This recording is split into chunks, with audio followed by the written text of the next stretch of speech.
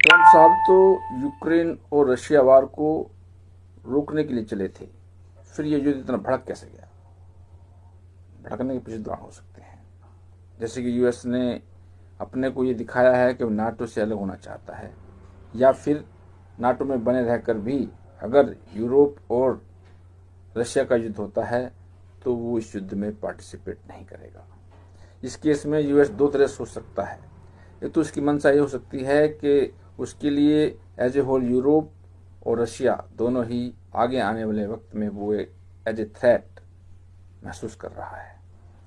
अगर रशिया और European union का युद्ध होता है और यूएस उसमें भाग नहीं लेता है तो इस केस में चाहे रशिया कमजोर हो, चाहे यूरोप कमजोर हो, या दोनों देश कमजोर हो, दोनों पक्ष कमजोर हो, उसमें यूएस अपना फायदा समझ रहा है।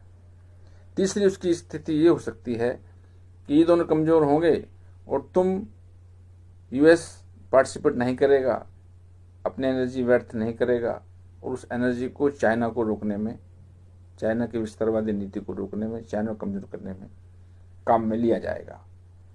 इस केस में यूएस की स्थिति, मनोस्थिति इस तरह की हो सकती है जो आज की परिस्थिति नजर आ रही है। लेकिन सवाल यह है कि यूएस का जो रोल है as a super power in whole world will be minimized in that case if Europe